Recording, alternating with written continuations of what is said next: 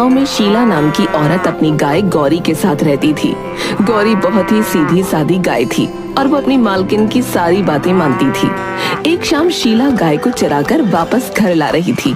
गाय रंभाते हुए मटक मटक कर धीरे धीरे चल रही थी। तभी शीला को गुस्सा आ गया। वो गाय को डंडा मारते हुए बोली, चल रही गैया, जल्दी घर चल। खाने में तो कोई कंजूसी नहीं करती, चलने में इतनी कंजूसी क्यों करती है? जल्दी चल, अभी कितने सारे काम निपट जाते मेरे। इतना पेट भर लिया, अब चलना दुश्वार हो गया है तेरा। अब घर पहुंचकर शीला गौरी को उसके खूंटे से बांधकर घर के काम करने चली जाती है। गौरी रंभाते हुए कराहती है और कहती है, अरे माँ, मर गई री। ये शीला जितना मुझे चराती नहीं, उससे ज्यादा तो मेरा दूध निकालती है। ऊपर से रास्ते भर डंडा मार मार कर मेरी कमर ही तोड़ दी इसने। हे भगवान, मुझे इससे बचाओ, मुझे शीला से बचा लो भगवान, नहीं तो किसी दिन ये मेरी जान निकाल लेगी। हाय रे, बेजुबान जानवरों पर कैसे मनमानी करते हैं इंसान। इसी तरह से गौरी जब भी घास चरकर आती तो रंभाते हुए भगवान को याद करती।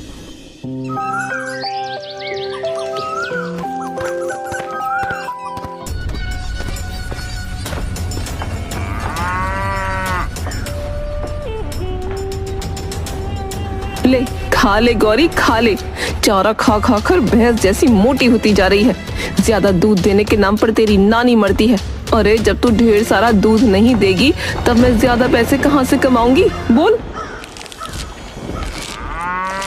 अब ज्यादा नाटक मत कर, फटाफट से सारा चारा खा ले, फिर मुझे तेरा दूध भी निकालना है।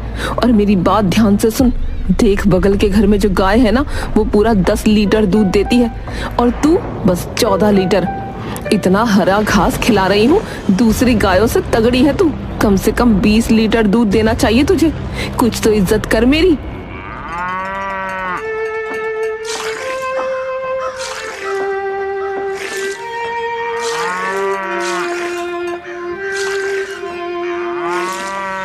अगले दिन शीला फिर से शाम को जब वापस गौरी को घर ला रही होती है तो गौरी रास्ते में थककर रुक जाती है।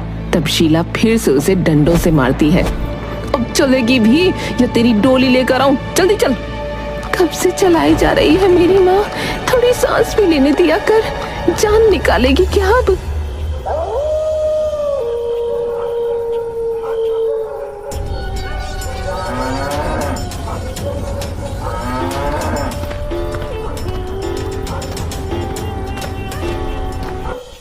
घर पहुंचकर गौरी दर्द में फिर से रंभाते हुए भगवान को याद करती है। ओए, हे भगवान, मुझे शीला से बचाओ। इस लालची औरत को बस दूध चाहिए, मेरी सेहत का तो बिल्कुल ख्याल नहीं इसको। सुन रहे हो ना प्रभु, रक्षा करो, मेरी रक्षा करो।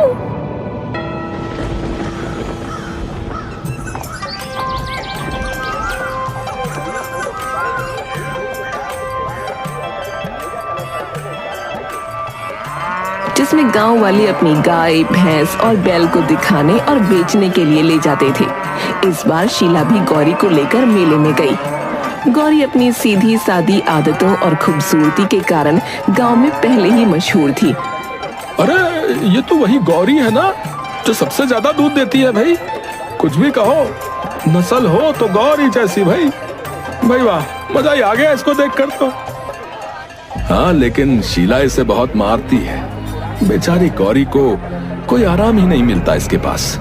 अरे चुप रहो, मेरी गाय है, मैं उसके साथ जो चाहे करूं। तुम लोग कौन होते हो बोलने वाले? बस हम तो यही कह रहे थे कि जानवरों को भी प्यार से रखना चाहिए भाई। देखो तो कितनी मासूम लग रही गौरी है। मेरी गौरी जितना खाती है उतना दूध भी देगी। अब चुपचाप निकलो यहाँ से, नहीं तो मुझे जानवरों के साथ साथ तुम जैसों का इलाज भी अच्छे से आता है। गौरी चुपचाप ये सुन रही थी। उसे महसूस हुआ कि लोग उसकी हालत पर तरस खा रहे हैं। जब मेला खत्म हुआ तो शीला उसे घर वापस लाने लगी। रास्ते में गौरी धीमे चल रही थी और शीला को गुस्सा आ गया। चल रही गैया, तेरे नखरे अब मैं बर्दाश्त नहीं करूंगी।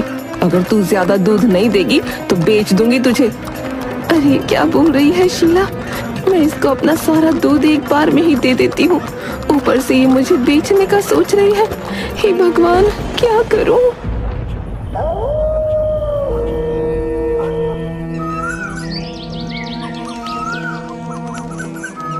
चारा देने के बजाय खेतों में घास चरने भेज दिया। गौरी को सुबह से भूखा रखते हुए उसने और भी काम करवाए। पहले खेत में हल चलाने का काम,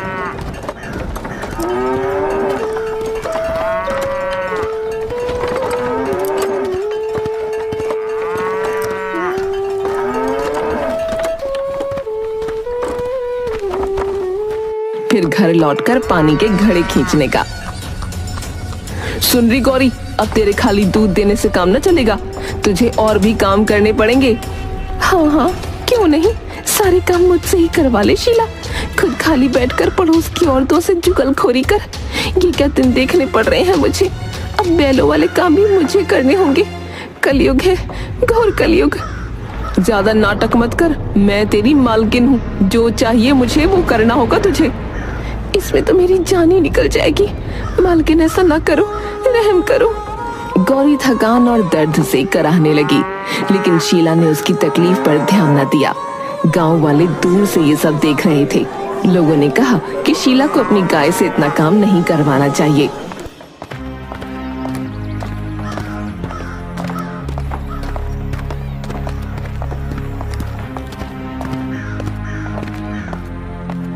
शीला, ये क्या कर रहे हो भाई? गाय तो दूध देने के लिए होती है, ना कि सारे काम करने के लिए। बैलों के काम है।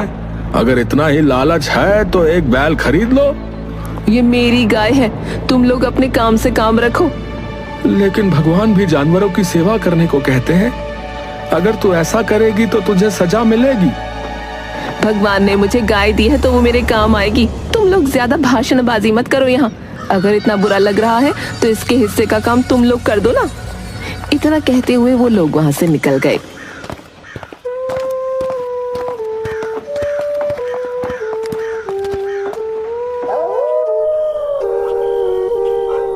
उस रात गौरी दर्द और थकावट से कराह रही थी। उसे अपनी हालत पर बहुत दुख हो रहा था।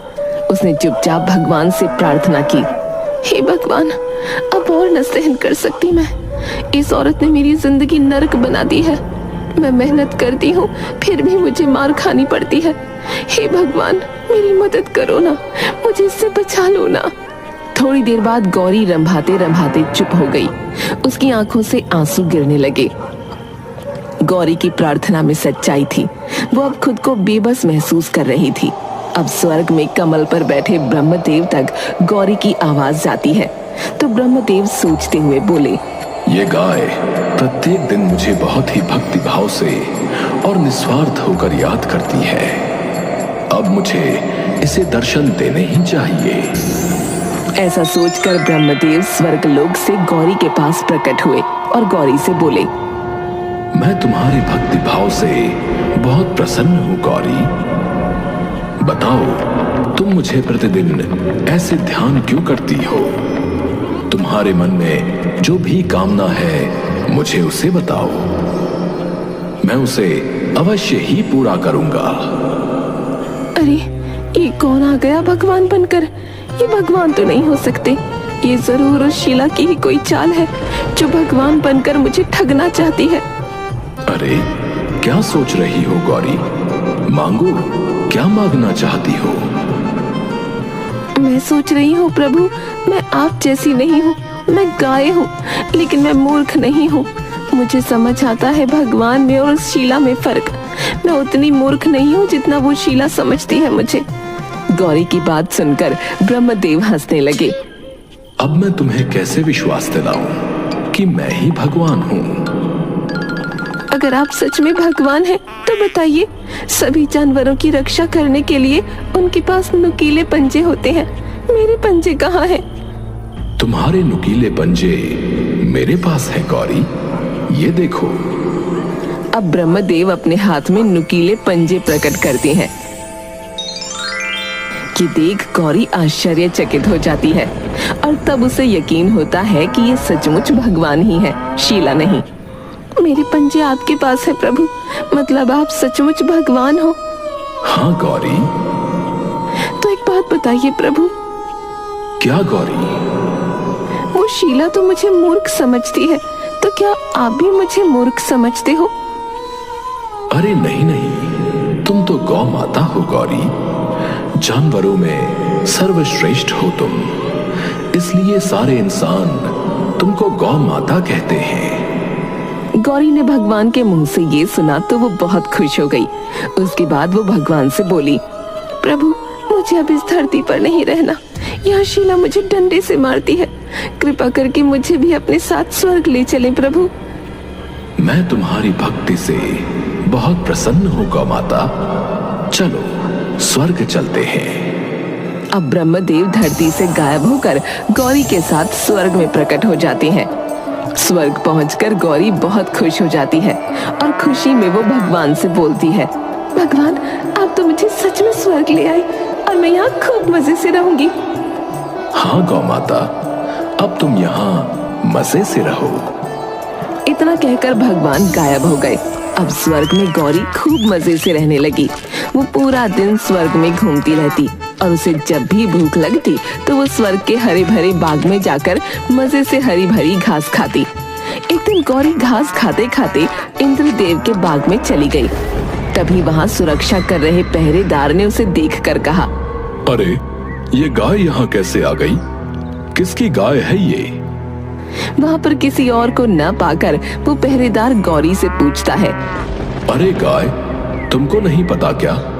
ये इंद्रदेव का प्रिय बाग है। यहाँ किसी भी बाहरी जानवर का आना सख्त मना है। अरे मुझे नहीं पता था भाई कि इंद्रदेव का बाग है। मैंने तो यहाँ हरी हरी घास देखी तो वही खाने यहाँ चली आई। इस गाय ने तो पूरा बागान खराब कर दिया। चलो अब इंद्रदेव से चलकर माफी मांग लो, वरना वो तुम्हें बहुत भयानक सजा देंगे।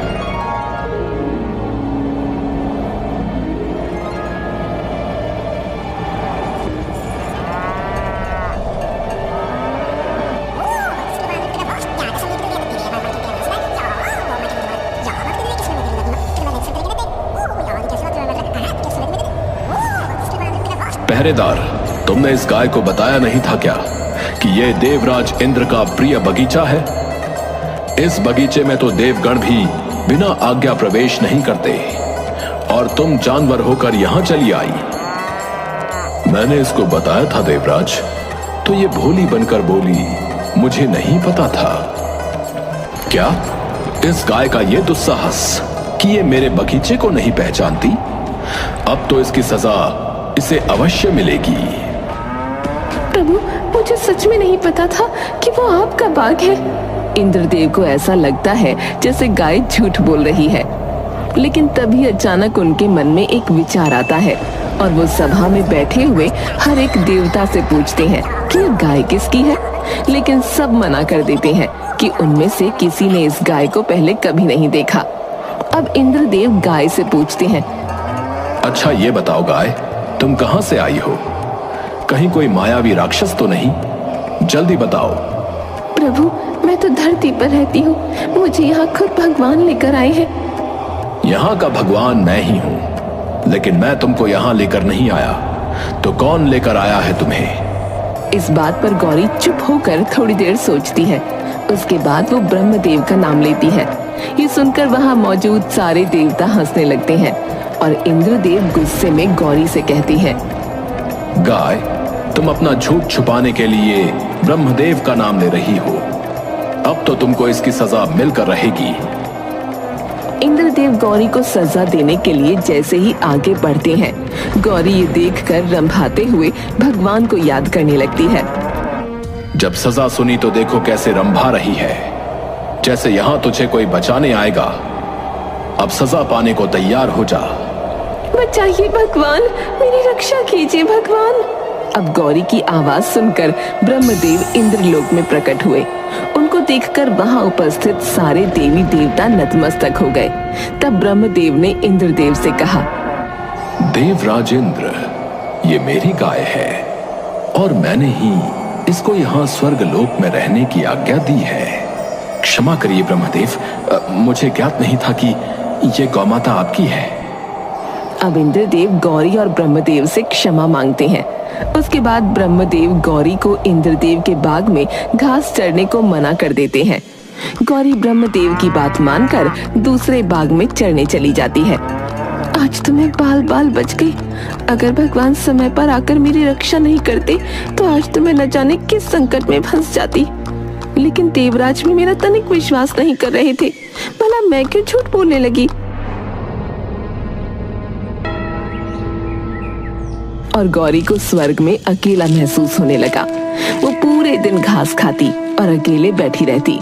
एक दिन ब्रह्मदेव गाय के हालचाल लेने उसके पास प्रकट हुए। अरे गौ माता, क्या हुआ? इतनी मायूस क्यों बैठी हो? यहाँ स्वर्ग में तुम्हें अच्छा नहीं लग रहा क्या? भगवान, मैं यहाँ अकेला महसूस कर रही हूँ।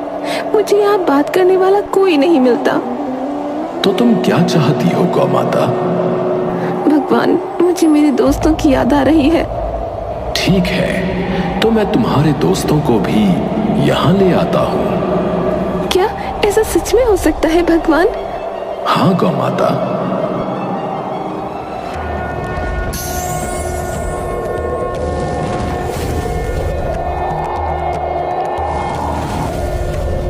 अब धरती पर जहाँ गौरी के 4-5 दोस्त गाय बैठी होती, वो वहाँ प्रकट होते और सबको लेकर स्वर्ग में गौरी के पास ले जाते हैं।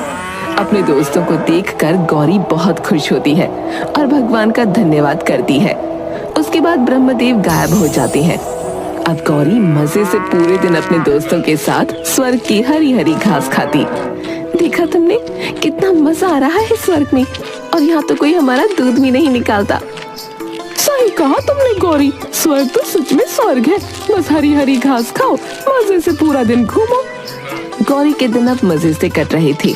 एक दिन घास खाने के बाद सारी गायें एक जगह बैठकर जोर जोर से रंभाते हुए गाना गाने लगीं, जिससे स्वर्ग में ध्यान में बैठे हुए ब्रह्मदेव को ध्यान लगाने में मुश्किल होने लगी। वो तुरंत गौरी के पास प्रकट हुए। गौ माता, तुम सब मिलकर ये क्या कर रही हो? कृपया ये चीखना चिल्लाना बंद करो। इससे स्वर्ग की शांति में बाधा पहुंच रही है। अरे भगवान, हम सब तो बस गाना गा रहे थे। इसमें भला किसी को कैसी बाधा हो सकती है? नहीं, तुम सब गाना बंद करो।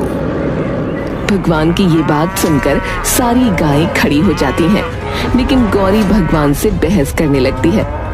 देखो गौ माता, अगर तुम सबको स्वर्ग में रहना है तो शांति से रहना पड़ेगा। नहीं भगवान, अगर हमको यहाँ चुप होकर रहना पड़ेगा तो हमें नहीं रहना यहाँ। हमें अपनी धरती पर ही भेज दो। कम से कम हमें वहाँ बोलने की आजादी तो मिलेगी। स्वर्ग में गूंगा बनकर नहीं रहना हमें। ठीक है, तो मैं तुम सबको अभी धरती पर छोड़ आता हूँ।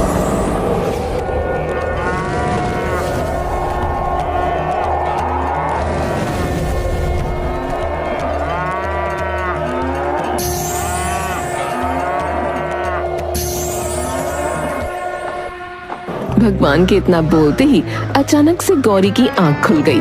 तब उसने देखा शीला उसे डंडे से मारकर नींद से उठा रही है। तब गौरी को पता चला कि वो सपना देख रही थी। अच्छा हुआ ये सपना था, बिना बोले मैं नहीं रह सकती। खैर, सपने में ही सही, स्वर्ग के दर्शन तो हो ही गए। और दूध देना तो मेरा फर्ज है। अगर दूध नहीं निकलेगा तो मेरा पेट वैसे ही खराब हो जाएगा। और जितना मैं ड्रामा करती थी उतनी जोर से भी नहीं मारती मेरी शीला।